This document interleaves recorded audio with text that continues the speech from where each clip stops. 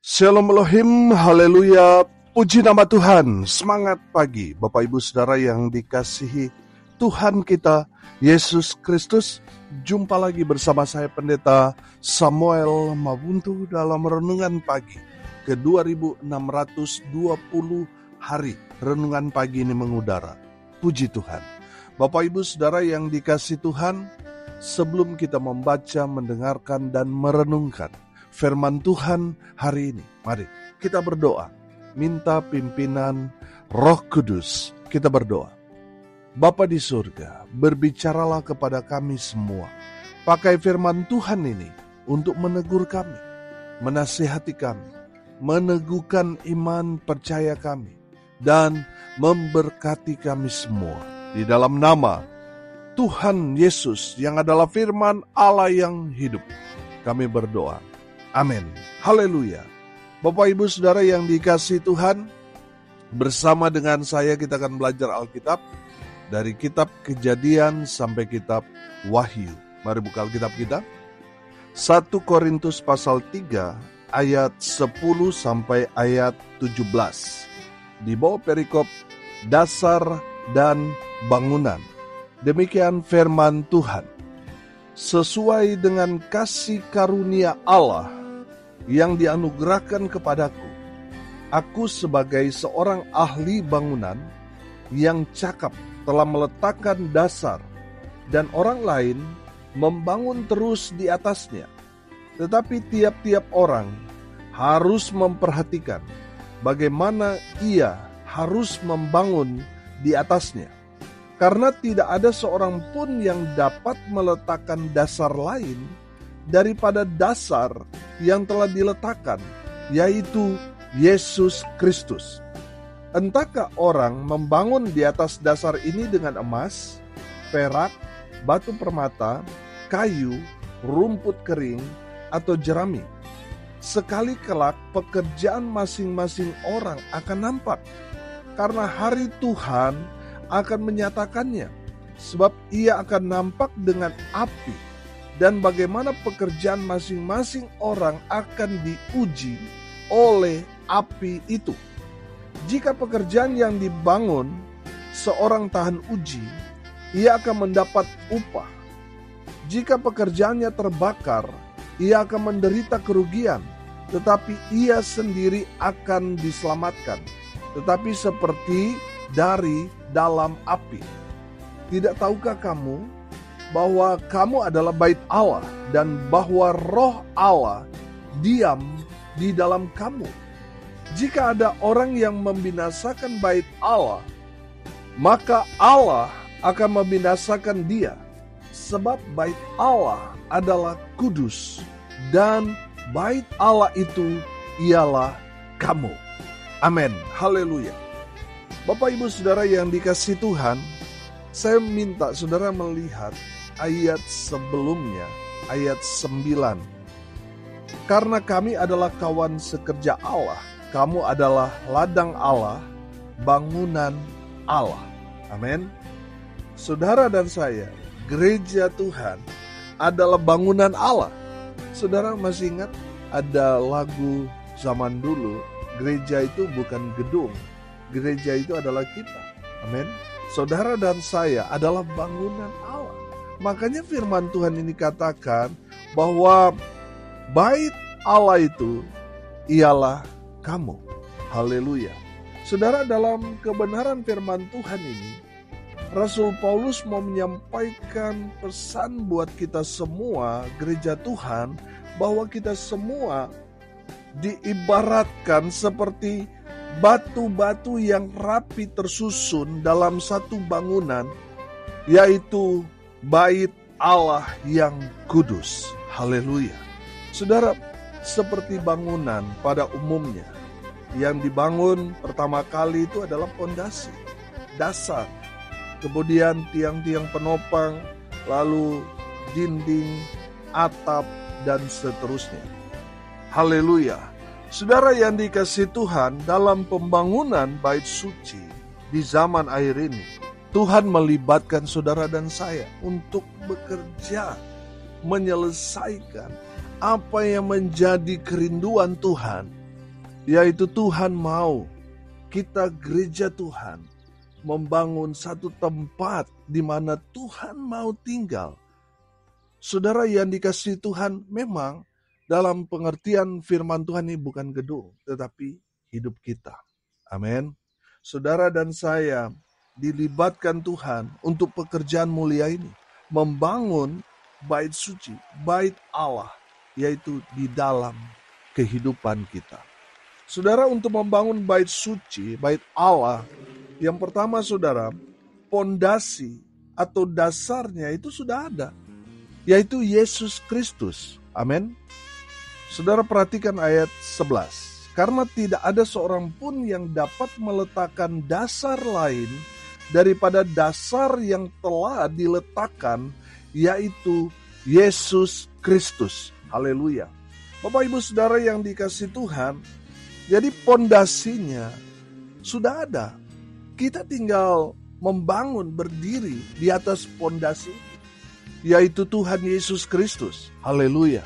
Bapak Ibu Saudara perhatikan, satu bangunan yang berdiri kokoh itu, saudara, yang menentukan bangunan itu kuat atau tidak itu pondasi. Saudara, semakin baik, kuat pondasi itu, semakin baik dan kuat juga bangunan yang berdiri di atasnya.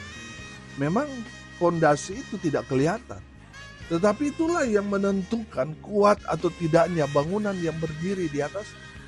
Amin. Saudara, kebetulan 1 bulan kemarin kami gali pondasi untuk renovasi gereja. Saudara, kita menggali ada 4 cakar ayam yang dalamnya 2 meter, lebarnya 2 meter, saudara. Pekerjaan yang sungguh berat dikerjakan oleh kami dan jemaat secara gotong royong. Bersyukur Tuhan kirim kontraktor yang cinta Tuhan, sehingga kontraktor itu memberi dirinya untuk pekerjaan Tuhan ini, rela tidak dibayar. Saudara bayangkan, seorang kontraktor, seorang sarjana teknik sipil insinyur yang sudah berpengalaman luar biasa, memberi diri untuk pekerjaan Tuhan ini tidak dibayar alias gratis. Haleluya. Saudara, kami mengerjakan pekerjaan ini swakelola. Kita kerjakan. Kita mencari tenaga dari jemaat yang tidak kerja, kita ajak mereka untuk mengerjakan pekerjaan Tuhan ini. Haleluya. Pernah sekali saudara, saya dengan salah satu jemaat kita hanya berdua ngecor tiang saudara. Dan itu sangat-sangat berat. Bapak Ibu Saudara yang dikasihi Tuhan, tepat kalau firman Tuhan ini katakan, dasar yang telah diletakkan itu adalah Yesus Kristus. Amin. Saudara, saya tangkap bahwa dasar yang tidak terlihat itu, tapi yang paling menentukan itu bicara iman. Amin. Haleluya. Saudara yang dikasihi Tuhan, pastikan dasar kita, dasar iman kita adalah Yesus Kristus. Kalau dasar iman kita Yesus Kristus, barulah kita masuk dalam tahap yang kedua. Yang kedua, setelah kita membuat fondasi dasar di dalam iman kepada Kristus Yesus Tuhan, yang kedua kita perhatikan ayat 12 dan ayat 13. Entahkah orang membangun di atas dasar ini dengan emas, perak, batu permata, kayu, rumput kering atau jerami. Sekali kelak pekerjaan masing-masing orang akan nampak, karena hari Tuhan akan menyatakannya. Sebab ia akan nampak dengan api, dan bagaimana pekerjaan masing-masing orang akan diuji oleh api itu. Haleluya. Yang kedua saudara, motivasi kita membangun apa? Apakah emas, perak, batu permata, kayu, rumput kering atau jerami? Saudara yang dikasihi Tuhan, kalau kita motivasi kita membangun harus memiliki motivasi emas. Emas ini murni. Emas ini adalah gambaran pemberian kita yang paling terbaik. Sehingga ketika diuji, dia tidak terbakar, dia tidak hangus, dia tidak menguap. Dia semakin diuji, semakin murni. Amin. Saudara, ada berapa banyak orang ketika dia memberikan sesuatu untuk pekerjaan Tuhan, saudara, ketika dia tidak dihargai, ngambek dia, saudara. Orang yang memiliki motivasi emas, mau dihargai, mau dihormati ataupun tidak, hatinya tidak terganggu, tetap sukacita, damai sejahtera. Amin. Itu orang yang membangun motivasi emas. Saudara, ada juga yang membangun dengan motivasinya perak. Perak itu mirip-mirip dengan emas. Saudara yang dikasih Tuhan, kelemahannya perak apa? Kelemahan perak, kalau dia dibakar dengan emas, di titik panas tertentu, perak pun bisa menguap. Dan tetap bertahan itu hanyalah emas. Saudara, memang kelihatannya orang itu, wah dia bertahan dalam kesusahan, tapi dia nggak tahan lama-lama. Itu motivasi perak, saudara. Lama-kelamaan, saudara, dia mulai marah. Akhirnya mundur. Akhirnya menguap, terhilang. Saudara, ada juga yang membangunnya dalam motivasi batu permata. Kelihatannya berkilau. Kelihatannya luar biasa. Tetapi ketika dia diuji dengan api, saudara, dia bisa menguap. Bisa hancur, berkeping-keping, dan menguap, hilang. Saudara, saya menangkap di sini orang yang membangun motivasinya batu permata yang bling-bling itu, saudara, kelihatannya dia berikan yang baik, tapi ketika dia tidak mendapatkan penghormatan, pujian, dia menguap begitu saja. Ada juga yang membangun motivasinya kayu.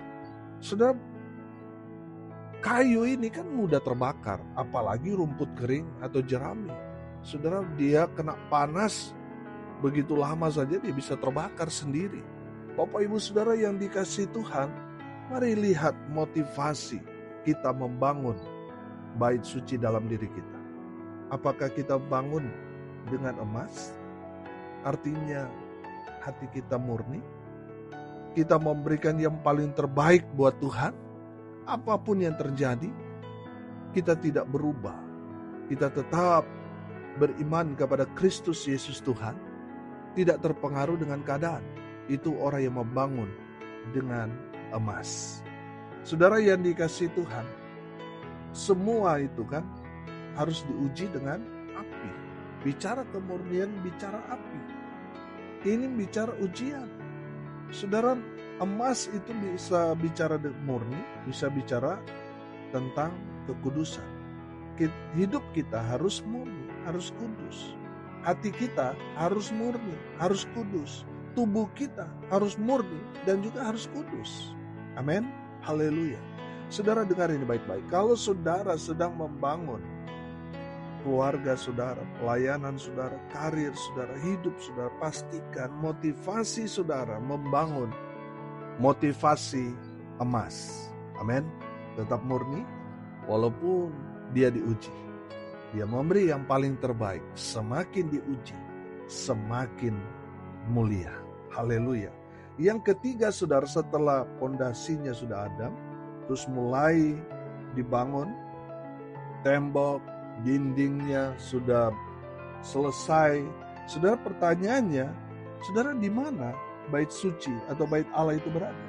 Saudara, perhatikan ayat 16 dan ayat 17. Tidak tahukah kamu bahwa kamu adalah bait Allah dan bahwa Roh Allah diam di dalam kamu? Jika ada orang yang membinasakan bait Allah, maka Allah akan membinasakan dia. Sebab bait Allah adalah kudus dan bait Allah itu ialah kamu. Haleluya. Bapak Ibu Saudara yang dikasihi Tuhan, di mana bait suci, bait Allah itu berada? Yaitu di dalam kehidupan saudara dan saya. Amin. Haleluya. Bapak Ibu Saudara, kalau kita melihat perjalanan bangsa Israel, Tuhan ada di saat tabut Allah itu berada di tengah-tengah umat Tuhan. Tuhan hadir di tengah-tengah bangsa pilihan Tuhan, yaitu bangsa Israel. Dan Tuhan memerintahkan kepada Salomo untuk membangun rumah Tuhan, bait suci, bait Allah, untuk Tuhan tinggal di tengah-tengah bangsa Israel. Tetapi karena kehidupan bangsa Israel yang pasang surut imannya, saudara yang dikasih itu membuat bait suci itu rata dengan tanah, hancur berkeping-keping. Saudara yang dikasih Tuhan, dari zaman itu bangsa Israel mulai sadar dan mereka meratapi diri mereka karena penyesalan. Karena apa, saudara? Karena bait Allah telah hancur. Saudara yang dikasih Tuhan, melihat kehidupan orang-orang Israel yang merindukan bait suci itu dengan nyata. Saudara yang dikasih Tuhan, Tuhan tidak lagi mau tinggal dalam bangunan yang dibuat oleh manusia. Makanya saudara, bait suci itu beralih dari bangunan yang dibuat Raja Salomo, beralih pada kehidupan orang percaya. Saudara dan saya adalah bait suci yang dimaksudkan firman Tuhan ini, di mana Tuhan mau tinggal dalam setiap kehidupan orang percaya. Amin. Makanya saudara yang dikasih Tuhan, dari firman Tuhan ini kita belajar, kalau saudara mau Tuhan tinggal dalam kehidupan saudara, saudara harus punya pondasi, saudara harus punya iman, saudara harus percaya kepada Kristus Yesus sebagai Tuhan dan Juru Selamat secara pribadi. Itu baru dasar yang pertama. Dasar yang kedua, saudara yang dikasih Tuhan, kita harus memiliki motivasi yang benar di dalam kehidupan kita. Biarlah motivasi kita, tadi saya katakan motivasinya emas. Amin. Dan yang ketiga, kita belajar dari kebenaran firman Tuhan ini, di mana Tuhan mau, saudara, Tuhan tinggal dalam kehidupan saudara dan saya. Haleluya. Bapak ibu saudara yang dikasih Tuhan, karena Tuhan mau tinggal dalam kehidupan kita. Dia adalah Allah yang kudus, makanya kita harus hidup dalam kekudusan. Amin. Kita harus hidup dalam kebenaran. Kita harus melakukan kehendak Tuhan. Karena kalau kita mengaku orang percaya, tetapi kita masih buat dosa, masih selingkuh, masih suka main judi, pakai narkoba, kita merusak bait Allah yang ada di dalam kehidupan kita. Saudara baca ayat 17.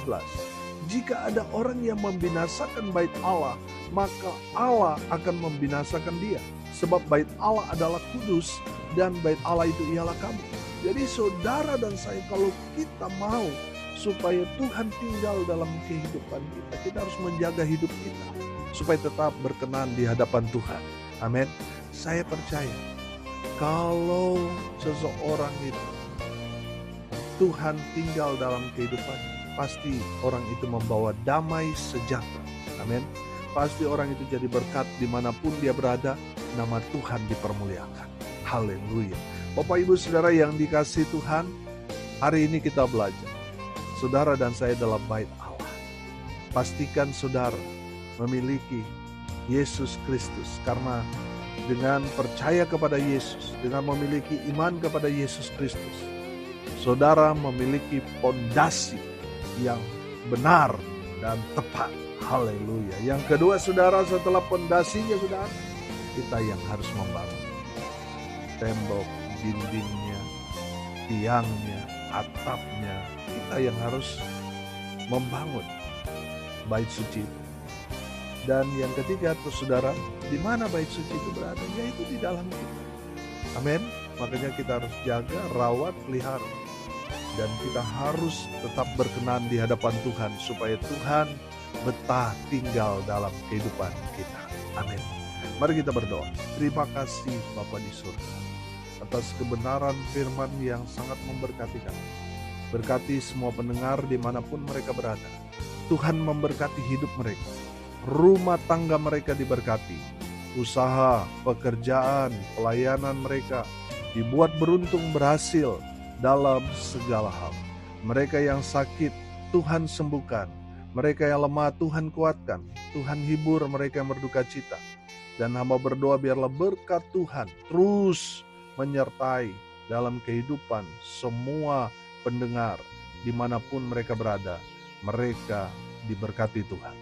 Hamba berdoa biarlah berkat Allah Bapa, Putra, Roh Kudus dalam nama Yesus menyertai dalam setiap kehidupan semua pendengar.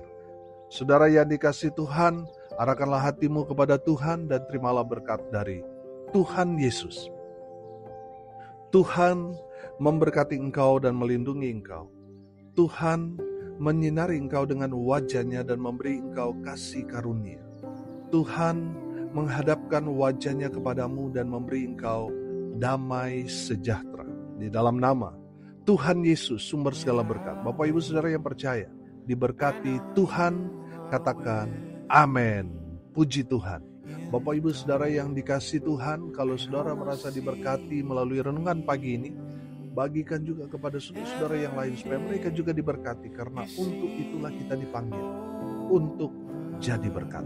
Salam kasih dari Bali. Saya Pendeta Samuel Mawuntu. Sampai jumpa besok pagi. Tuhan Yesus memberkati kita semua. Haleluya.